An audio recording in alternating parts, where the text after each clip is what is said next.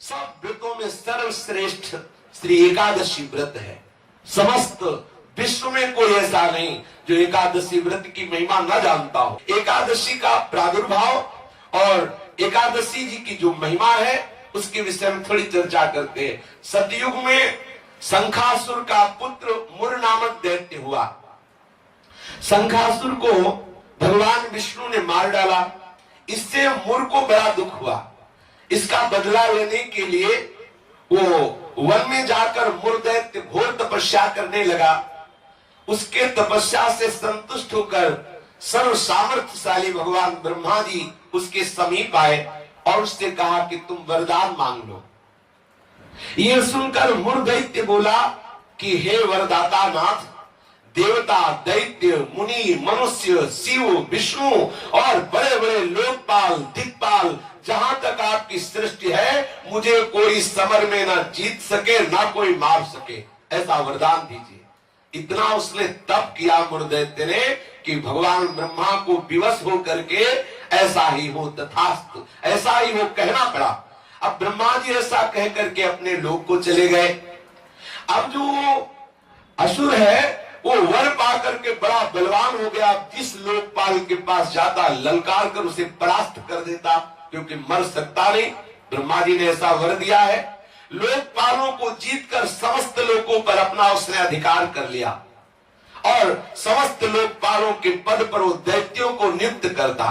दैत्य सदैव विपरीत भावना वाले समस्त ब्राह्मणों को, भक्तों को, गाय को, ऐसे सब संतों को सताना, मारना, काटना, महान अत्याचार मुर दैत्य के द्वारा फैल गया।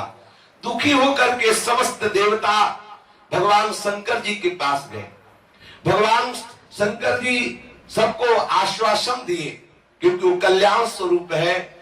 जब जब कोई भारी विपत्ति पड़ती है तो समस्त देवता महादेव जी के पास जाते हैं, फिर महादेव जी उपाय बताते हैं। जैसे समुद्र मंथन के समय हलाहल विष निकला तो किसी भी देवता की ताकत नहीं कि चख सके। महादेव जी के पास गए और प्रार्थना की तो आज भी भगवान शिव को नीलकंठ कहा जाता है, उसे धारण करते हैं। यद्यपि इनकी सेवा है सृष्टि का संहार करना, पर सृष्टि की रक्षा जहां कोई नहीं कर पाता वहां ये करने के लिए बुलाए जाते। हलाहल विष पीने के लिए किसे बुलाया गया? इन्हीं को तो बुलाया गया। सब देवताओं ने भगवान शंकर से कहा हमारी रक्षा करो। भगवान शंकर ने आश्वासन दिया और स्वयं देवताओं एवं अपने पार्षदों के सहित युद्ध के लिए ललकारा। मुर दैत्य ने बहुत भयंकर युद्ध किया, लेकिन युद्ध में विजय मुर दैत्य की हुई, क्योंकि आशीर्वाद है भगवान ब्रह्मा जी का। अब देवताओं ने देखा दैत्यों की तो प्रबल सेना बढ़ती चली आ रही है। अब भगवान श्री हरि का स्मरण किया, भगवान विष्णु का कि हे नाथ, आप ही अब रक्षा कर सकते हो।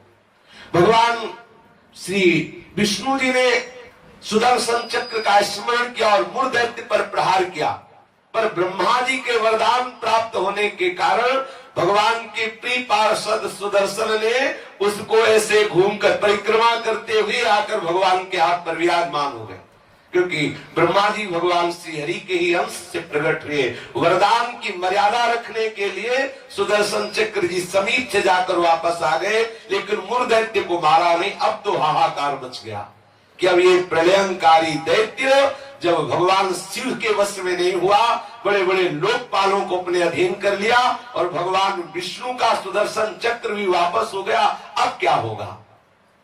सब देवता भगवान विष्णु से प्रार्थना करने लगे। भगवान श्री हरि अद्भुत लीला विहारी है। भगवान विष्णु युद्ध छोड़कर भाग चले। मुर दैत्य ने देखा कि सबका मुखिया तो भाग पड़ा, इसको हम जिंदा छोड़ेंगे नहीं। वो गदा लेकर भगवान का पीछा किया। मुर दैत्य ने भगवान भागकर बद्रिका आश्रम में गए और एक बड़ी ही गहरी एकांतिक गुफा में जा छिपे और अत्यंत श्रमित हुए निद्रावश से प्रतीत होने लगे। मुर ने गुहा में प्रवेश करके दहाड़ लगाई, कहाँ है? भगवान विष्णु को संबोधन किया, कहाँ है तू? उसी समय भगवान के हृदय से एक दिव्य शक्ति प्रकट हुई और वो शक्ति कन्या के रूप में प्रकट होकर अपने परम तेज एवं दिव्य आयुधों से एक क्षण में मुर दैत्य को मार गिराया। क्षण में दैत्य को मार गिराया। भगवान विष्णु के हृदय से एक दिव्य शक्ति प्रकट हुई, जिसने कन्या रूप धारण किया और अपने दिव्य शक्ति से उस मूर दैत्य को क्षण मात्र में सेना सहित नाश कर दिया। उसी समय देवताओं ने पुष्पों की वर्षा की और उस देवी की स्तुति की। स्तुति सुनकर श्री भगवान जग गए।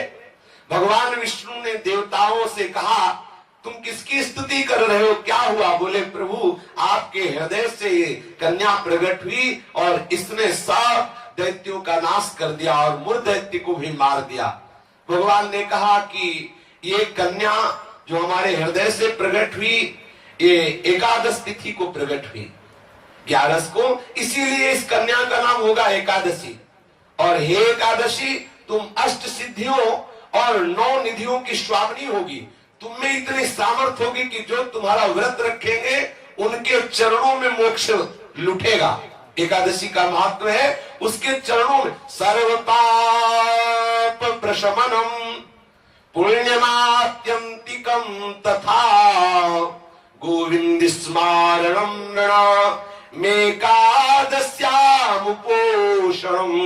जो एकादशी का उपवास करेगा वो निष्पाप हो जाएगा। जो एकादशी का उपवास करेगा वो बड़ा पुण्यात्मा होगा। जो एकादशी का उपवास करेगा उसे गोविंद के चरणारविंद की भक्ति प्राप्त होगी। श्री भगवान विष्णु ने कहा, जो तुम्हारा व्रत करेगा, वो चाहे स्त्री हो चाहे पुरुष हो, वो जो कामना करेगा उस कामना की पूर्ति हो जाएगी। यदि कोई कामना नहीं करेगा तो मेरी भक्ति प्राप्त हो जाएगी। एकादशी व्रत 3 दिनों के साथ होने वाला बताया। 10वीं से व्रत का उपक्रम शुरू होता है और द्वादशी को उस व्रत का उपक्रम पूर्ण होता है। 10वीं के दिन एकादशी के पहले आस्यम मांसम मसूरान्नम चरकान क्रोधमास तथा साकम मधुपरान्नम च पुनर्भोजन मैथुने दशम्याम 10 वस्तूनि वर्जयेत् वैष्णवः सदा।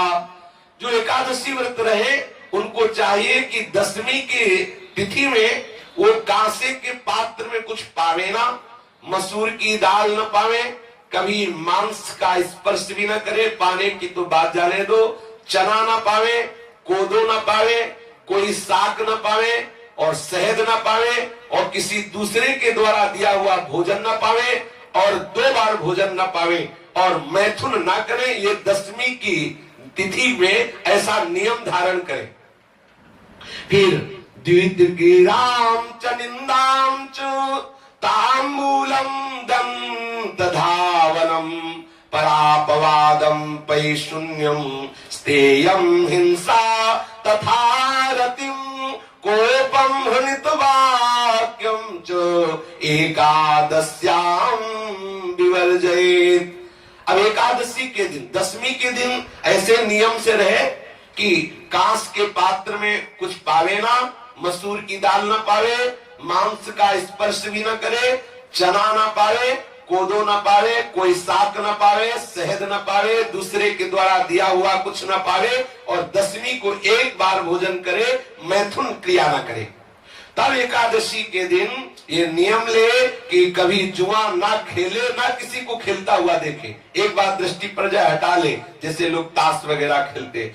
एकादशी के दिन नींद न ले, एकादशी के दिन पान न खावे, एकादशी के दिन दातून न करे, एकादशी के दिन किसी की चोरी न करे, हिंसा न करे, किसी के साथ मैथुन न करे, कभी क्रोध न करे और झूठ न बोले। एकादशी के दिन ये 11 कार्य ना करते हुए बोले फिर निरंतर स्मरण प्रियालाल का करते हुए, भगवत स्मरण करते हुए फलाहार पावे तो 1 बार पावे, वो भी थोड़ा पावे।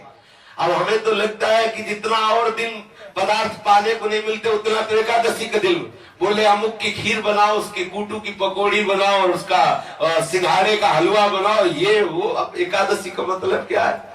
अरे 24 घंटे उपवास करो या तो बहुत बहुत जल पी लो, बहुत लगे तो 1 बार कुछ फल या कुछ ऐसे साधारण, वो भी उतना कि 1 दिन में मर थोड़ी जाएगा कोई। जो एकादशी हाँ तो काहे का व्रत फिर, अगर खूब कचौड़ी पकौड़ी सब बना के उसकी पाओ तो। एकादशी का तात्पर्य है भगवत आराधन में तन्मय रहना। सुबह से कुछ ना पावे, 24 घंटे में एक बार कुछ जल दूध कुछ थोड़ा सा पाले, और फिर द्वादशी के दिन कांस्यम मांसे सुराम क्षौद्रम तैलम वितथ भाषणम व्यायामं च प्रवासं च पुनर्भोजन मैथुने अस्पृश्यास्पर्शमासूरे द्वादश्याम द्वादशम त्यजेत्। द्वादशी को भी कांसे के पात्र में भोजन न करे, मांस न स्पर्श करे, मदिरा न पीवे और शहद न पावे, तेल का बना पदार्थ न पावे, झूठ न बोले, कस के व्यायाम न करे, परदेश गमन न करे, दोबारा भोजन न करे, मैथुन न करे, जो स्पर्श करने योग्य नहीं उनका स्पर्श न करे, मसूर की दाल न खाए। ये 12 वस्तुएं द्वादशी को त्याग दे। दसवीं के दिन पूर्वाह्न में एक बार हविष्यान्न भोजन करना चाहिए। इसके बाद दसवीं के दिन कुछ नहीं खाना पीना चाहिए। एकादशी के दिन ब्रह्म मुहूर्त में उठकर प्रातःकालीन कृत्य से निवृत्त होकर स्नान करके भगवत प्रसन्नता के उद्देश्य से व्रतोपवास का संकल्प लेकर संध्या तर्पण वंदन आदि जो भी गुरु प्रदत्त उपासना है या प्रियालाल के षोडोपचार विधि से पूजन करे, फिर प्रणाम नमस्कार आदि करे, रात्रि भर जागरण करे, कीर्तन करे। निर्जल व्रत करना सबसे श्रेष्ठ एकादशी व्रत को कहा गया है। पूज्य श्री मथुरा दास जी 12 महीना निर्जल एकादशी करते थे। वयोवृद्ध होने पर भी प्राय वैष्णव जन बड़ा आदर पूर्वक एकादशी का व्रत रहते। द्वादशी के दिन पूर्वत सेवा पूजा करके पहले श्री प्रियालाल का श्री हरि का चरणामृत ले और कम से कम एक साधु को भोजन करावे फिर पावे। ऐसा एकादशी का विधान है। और एकादशी का फल क्या है? पाप नष्ट हो जाते हैं, मोक्ष की प्राप्ति हो जाती है। यदि निष्काम रहे तो भगवत प्रसन्नता उसको प्राप्त होती है, मतलब भक्ति का वर्धन होता है।